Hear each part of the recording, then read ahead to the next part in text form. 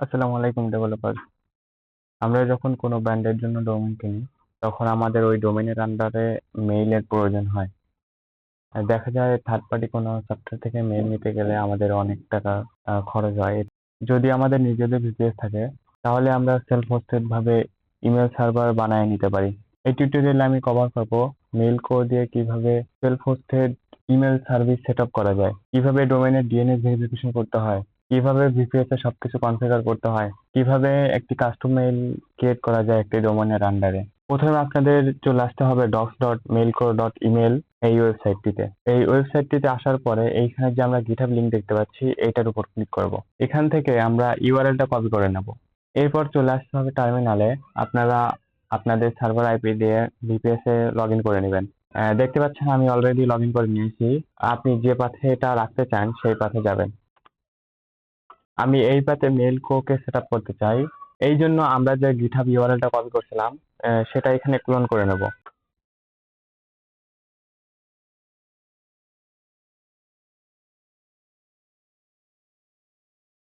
GitHub রিপোজিটরিটা already আমার VPS এ পূরণ হয়ে গেছে। এখন আমরা সিডি দিয়ে এই রিপোজিটরির মধ্যে যাব। এলএস দিয়ে দেখে নেই আমরা এখানে কি কি আছে। এলএস দেওয়ার পরে আমরা দেখতে পাচ্ছি এখানে কিছু ফাইল আছে। এর মধ্যে আমাদের প্রয়োজন হবে জেনারেট কনফিগ ডট এসএস ফাইলটা। এর জন্য আমাদের প্রথমে টাইম সিটিএলটা লাগবে। এর জন্য আমরা টাইম সিটিএলটাকে বের করে নেই। এর জন্য লিখতে হবে time CTL list grep docker. এটার মাধ্যমে আমরা ঢাকার যে টাইম সিটিএলটা আছে সেটাকে খুঁজে বের করতেছি। আমাদের টাইম সিটিএলটা হচ্ছে এশিয়া স্ল্যাশ ঢাকা। এটাকে আমরা কপি করে রাখবো। এখন আমাদের রান করতে হবে generate underscore config dot SH ফাইলটা। এর জন্য আমরা লিখবো dot slash generate underscore config dot SH. এরপরে এন্টার হিট করছি। আমাদের একটা ডোমেন দিতে বলছে। আমি mail dot Tarikul dot dev ডোমেনটা দিয়েছি। এখন এন্টার হিট করছি। আমাদের টাইম জোনটা চাচ্ছে। আমরা যে টাইম জোনটা কপি করছিলাম সেটা পেস্ট করে দিচ্ছি। এরপর এন্টার হিট করছি। আমরা ডিফল্ট হিসেবে 1 রেখে এন্টার হিট করছি। সাকসেসফুলি আমাদের সবকিছু জেনারেট করে দিয়েছে। এখন গুরুত্বপূর্ণ বিষয়, আপনার যেখানে মেইলটা আছে ডিএনএস রেকর্ড, ওইখানে গিয়ে আপনারা এটাকে অ্যাড করে দিবেন।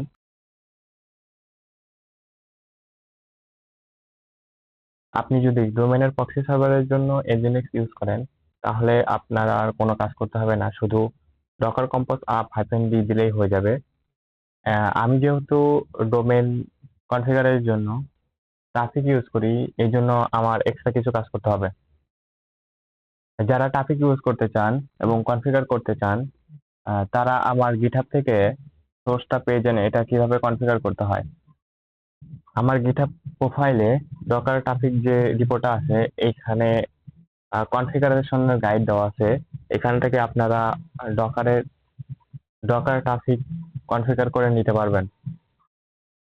এই রিপোজিটরিটা আপনার ভিপিএস এ ক্লোন করলেই ডকার কম্পোজ আপ দেওয়ার পরে এটা সাকসেসফুল কনফিগার হয়ে যাবে অটোমেটিক। এখানে বেশ কিছু জিনিস এক্সট্রা দেওয়া আছে, যেমন ট্রাফিকের ড্যাশবোর্ডের অ্যাক্সেসের জন্য এখানে আমি আমি কিছু লেবেল অ্যাড করে রাখছি, যাতে আমি ট্রাফিকের সবকিছু ড্যাশবোর্ডের মাধ্যমে দেখতে পারি। যদি আপনি এই লেবেল না রাখতে চান, তাহলে ডাইনামিকের মধ্যে .yml ফাইলটাও লাগবে না, এটা স্কিপ করতে পারেন। এবং ট্রাফিক .yml ফাইলে এইখানে ইমেলটা চেঞ্জ করে দিবেন। আমি যেহেতু ট্রাফিক ইউজ করতেছি, এর জন্য আমার এক্সট্রা একটা ফাইল বানাইতে হবে। সেটা হচ্ছে docker compose override.yml ফাইলটা। আমি সেটাকে উবান্টুর ন্যানো এডিটর দিয়ে ওপেন করে নিচ্ছি। Nano docker compose override.yml। আমি ওভাররাইড করার জন্য এখানে সবকিছু কনফিগার করে নিয়েছি। আমি এটা একটা ডক্স আকারে দিয়ে রাখবো, আপনারা সেখান থেকে কপি করে নিয়ে ডিরেক্ট পেস্ট করতে পারেন। কিন্তু আপনারা অবশ্যই এখানে এনভায়রনমেন্ট গুলা এবং ডোমেন গুলা অবশ্যই চেঞ্জ করে নেবেন। আমি এখন কন্ট্রোল এস এবং কন্ট্রোল এক্স দিয়ে সেভ করে নিচ্ছি। মেইলকো এর ডকুমেন্টেশনে ট্রাফিক ভিপি তে বলা রয়েছে এখানে মেইলকো ডট কনফিগ এবং ডট এমবি তে auto discover underscore seal equals to N রাখতে হবে এবং এই স্কিপ লেস এনক্রিপ্টেড ওয়াই রাখতে হবে। চলুন সেটা স্টেপ বাই স্টেপ করে নেই। আমি আবার ন্যানো এডিটর দিয়ে মেইলকো ডট কনফিগ ফাইলটা ওপেন করে নিচ্ছি। যদি নিচের দিকে স্ক্রল করি, আমাদের এইচটিটিপি রিডাইরেক্ট এটাকে এন রাখতে হবে। অটো ডিসকভার আন্ডারস্কোর সিন এটাকে এন রাখতে হবে এবং স্ক্রিপ্টলেস এনক্রিপ্টেড এটাকে ওয়াই রাখতে হবে। ডকার বিল্ড করার পরে যাতে কোনো সমস্যা না হয় এই জন্য আমি এইচটিটিপি পোর্টটাকে চেঞ্জ করে নিচ্ছি। আমি 8080 দিয়ে নিচ্ছি এবং এইচটিটিপি এস পোর্টটাকে 8443 দিয়ে নিচ্ছি এবং IPv4 নেটওয়ার্ক পোর্টটাকে আমি চেঞ্জ করে নিচ্ছি যাতে কনফ্লিক্ট না হয়। এটা অপশনাল, আমার ভিপিএস এ এই পোর্টটা অলরেডি ইউজ করতেছে, এই জন্য পরবর্তীতে ডকার বিল্ড দেওয়ার পরে এটা কনফ্লিক্ট হবে, সেই জন্য আমি এটাকে চেঞ্জ করে নিচ্ছি। আমরা এটা রেখে সেভ করে নিচ্ছি, কন্ট্রোল এস কন্ট্রোল এক্স। এখন সবকিছু সেট আপের পরে কন্টেইনার গুলো রান করার জন্য ডকার কম্পোজ আপ -d দিয়ে এন্টার হিট করছি। অলরেডি আমার সবগুলো ইমেজ পুল করা শুরু করেছে। কন্টেইনার গুলো সাকসেসফুলি রান করতে পারে নাই, এখানে একটা ইস্যু চলে আসছে। Network mail code dockerize underscore network declare as external এটাকে ফাউন্ড করতে পারে নাই। চলুন এটাকে ফিক্স করে নেই। এই এররটা ফিক্স করার জন্য আমাদের ম্যানুয়ালি নেটওয়ার্কটা ক্রিয়েট করে নিতে হবে। এই জন্য কমান্ড দিতে হবে ডকার নেটওয়ার্ক ক্রিয়েট, তারপরে নেটওয়ার্কের নামটা, এরপর আমি এন্টার হিট করছি। সাকসেসফুলি আমাদের নেটওয়ার্কটা ক্রিয়েট হয়ে গেছে। নেটওয়ার্কটি ক্রিয়েট করার পরে ট্রাফিকের সাথে এই নেটওয়ার্কটিকে কানেক্ট করে নিতে হবে। কানেক্টের জন্য এই কমান্ডটি দিয়ে ইন্টারেক্ট করছি। সাকসেসফুলি আমাদের নেটওয়ার্কটি কানেক্ট হয়ে গেছে। এখন আমাদের এগেইন এই ডকার কন্টেইনারটিকে রিস্টার্ট করতে হবে। এর জন্য আমি দিচ্ছি ডকার কম্পোজ ডাউন এবং ডকার কম্পোজ আপ -d, দুইটা কমান্ডকে একসাথে চালানোর জন্য এন্ড ব্যবহার করছি, এন্টার হিট করছি। প্রথমে এক্সিস্টিং কন্টেইনার গুলাকে রিমুভ করবে, দেন এগেইন রিক্রিয়েট করবে কন্টেইনার গুলা। বাজারে এসে ডোমেইনটি ব্রাউজ করার সাথে সাথে আমি দেখতে পাচ্ছি আমার সামনে মেলকো এর লগইন পেজটা ওপেন হয়েছে। এখানে লগইনের জন্য তিনটা অপশন দেখাচ্ছে, একটা ইউজার লগইন, আরেকটা অ্যাডমিন লগইন এবং আরেকটা ডোমেইন অ্যাডমিন লগইন। আমরা প্রথমে অ্যাডমিন লগইন দিয়ে লগইন করে নেব। এর জন্য এখানে ক্লিক করছি। অ্যাডমিনের ডিফল্ট ইউজার নেম হিসেবে অ্যাডমিন দেওয়া আছে এবং পাসওয়ার্ড হিসেবে NOOHOO এটা লিখে লগইন বাটনে ক্লিক করছি।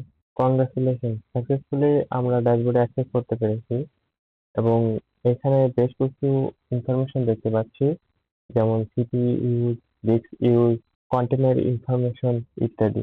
এখন সিস্টেম সেটিং পরিবর্তনের জন্য সিস্টেম ড্রপডাউন থেকে কনফিগারেশন পেজে যেতে হবে। এখান থেকে অ্যাডমিনের পাসওয়ার্ডটা আমরা চেঞ্জ করে নিতে পারবো। আপনারা অবশ্যই এটি চেঞ্জ করে নেবেন। এখানে আমরা চাইলে টু ফ্যাক্টর অথেন্টিকেশন অ্যাড করতে পারি।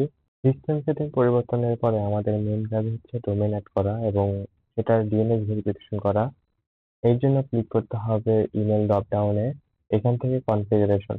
এখানে আসার পরে আমরা অ্যাড ডোমেইন বাটনটা দেখতে পাচ্ছি, এখানে ক্লিক করতে হবে। অ্যাড ডোমেইন বাটনে ক্লিক করলে আমাদের সামনে এরকম একটা মডেল ওপেন হবে। এখানে ডোমেইন নেমটি অ্যাড করতে হবে। এখানে আপনার ডোমেইন নেমটি দিয়ে দিবেন।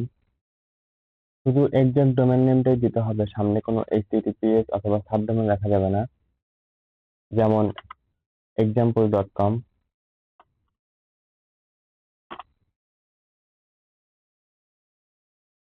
ডোমেইন দেওয়ার পরে সেটিং ডিফল্ট রেখেই add domain and restart show go বাটনে ক্লিক করবেন, তাহলে ডোমেইনটি অ্যাড হয়ে যাবে। আমি অলরেডি একটি ডোমেইন অ্যাড করে নিয়েছি, এখন এটা ডিএনএস ভেরিফিকেশন করতে হবে। ডিএনএস ভেরিফিকেশনের জন্য ডিএনএস বাটনে ক্লিক করতে হবে। দেখতে পাচ্ছেন এখানে সবগুলাতে টিক মার্ক দেখাচ্ছে, কারণ আমি সবগুলা ডিএনএস ভেরিফাই করে নিয়েছি। আপনি আপনার ডিএনএস ম্যানেজারে গিয়ে এটি ভেরিফাই করে নেবেন। টিএলএস এর রেকর্ডটা কিভাবে ভেরিফাই করতে হয় চলুন সেটা দেখে নেই। আপনার ডিএনএস ম্যানেজারে এসে অ্যাড রেকর্ড বাটনে ক্লিক করবেন এবং এখানে টিএলএস সিলেক্ট করবেন।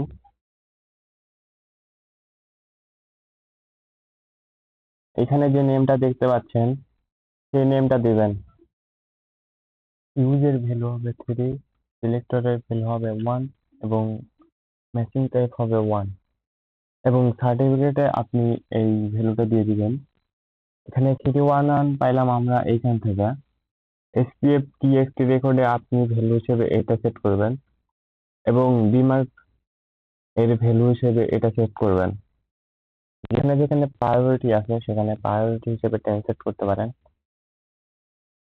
এবং এসআরবি রেকর্ডে পোর্ট হিসেবে 1 এবং পোর্টে 443 রাখতে হবে, যেটা আমরা এখান থেকে পেয়েছি। এবং টার্গেটে মেইলের ডোমেন নেমটা রাখতে হবে। সবগুলো ডিএনএস অ্যাড করার পরে আপনি এখানে এসে রিফ্রেশ দিলেই এইগুলো সবকিছু আপডেট হয়ে যাবে। এবং লাস্টে ডিএনএস ম্যানেজারের সেটিং থেকে ডিএনএসএসইসি এটাকে অবশ্যই ইনেবল করে দিবেন। এখন আমাদের মেল বক্স ক্রিয়েট করে মেল বক্স ক্রিয়েটের জন্য মেল বক্স ড্রপডাউন থেকে মেল বক্স সিলেক্ট করতে হবে।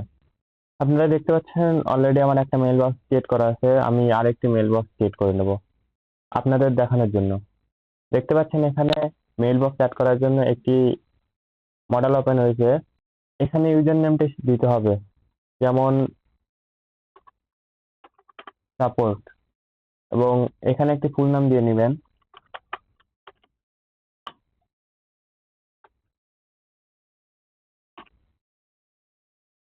এবং এখানে ডোমেন নেমটি সিলেক্ট করে দেবেন। বাই ডিফল্ট আমাদের যেহেতু একটা ডোমেইনে আছে, এটা অলরেডি বাই ডিফল্ট ভাবে সিলেক্ট হয়ে গেছে। এবং এখানে একটি পাসওয়ার্ড জেনারেট করে নেবেন অথবা নিজস্ব একটা পাসওয়ার্ড দিবেন। আমি এই পাসওয়ার্ডটি কপি করে নিচ্ছি, পরে এটি আমাদের প্রয়োজন হবে। স্ক্রল করে নিচের দিকে আসবেন এবং এখানে অ্যাড বাটনে ক্লিক করবেন। সাকসেসফুলি আমাদের মেল বক্সটি ক্রিয়েট হয়ে গেছে। এখন মেল বক্স লগইনের জন্য আমাদের অ্যাডমিন ড্যাশবোর্ড থেকে আগে লগ আউট করতে হবে। এই জন্য আমি লগ আউট বাটনে ক্লিক করছি। ইউজার হিসেবে লগ ইন করার জন্য এই বাটনে ক্লিক করতে হবে। এখানে আমাদের ক্রিয়েট করা মেইলের নামটি দিতে হবে, যেমন আমি সেট করছিলাম support@tariqul.dev এবং আমাদের কপি করা পাসওয়ার্ডটি এখানে পেস্ট করছি। এরপর লগ ইন বাটনে ক্লিক করলাম। দেখতে পাচ্ছেন সাকসেসফুলি মেল বক্সটিতে লগ ইন করতে পেরেছি। এখন আমরা এটি টেস্ট করে দেখব। মেল বক্সের স্কোর টেস্ট করার জন্য mailtester.com ওয়েবসাইটটিতে আসতে হবে। আমি এখান থেকে মেইলটি কপি করে নিচ্ছি এবং এখানে পেন বাটনে ক্লিক করে রাইট এ মেসেজ বাটনে ক্লিক করছি। এখানে পার্টিসিপেন্ট হিসেবে কপি করা মেল বক্সটি এখানে পেস্ট করছি এবং সাবজেক্টে জাস্ট হাই লিখে দিচ্ছি এবং বডিতে টেস্ট লিখে দিচ্ছি। দেখতে পাচ্ছেন সাকসেসফুলি সেন্ড হয়ে গেছে। এখন মেইল টেস্টার ওয়েবসাইটে এসে এখানে দেন চেক ইউর স্কোর বাটনে ক্লিক করব। দেখতে পাচ্ছি স্কোরটা অনেক ভালো, 10-এ 10। এখন এই মেইলটা আমাদের রিয়েল জিমেইলের সাথে টেস্ট করব। এর জন্য পেন বাটনে ক্লিক করছি এবং আরেকটি মেসেজ সেন্ড করব। এখানে পার্টিসিপেন্ট হিসেবে আমার একটি রিয়েল আমি সাবজেক্ট হিসেবে এটা দিয়ে দিচ্ছি এবং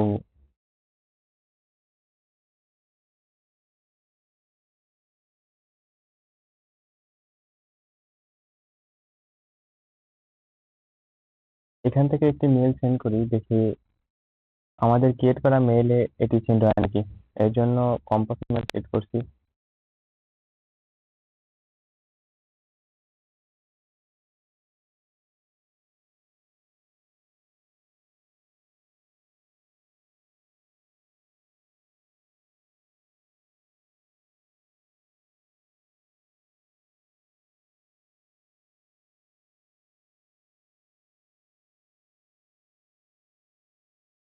দেখতে পাচ্ছি ইনবক্সে অলরেডি এই মেইলটি চলে আসছে।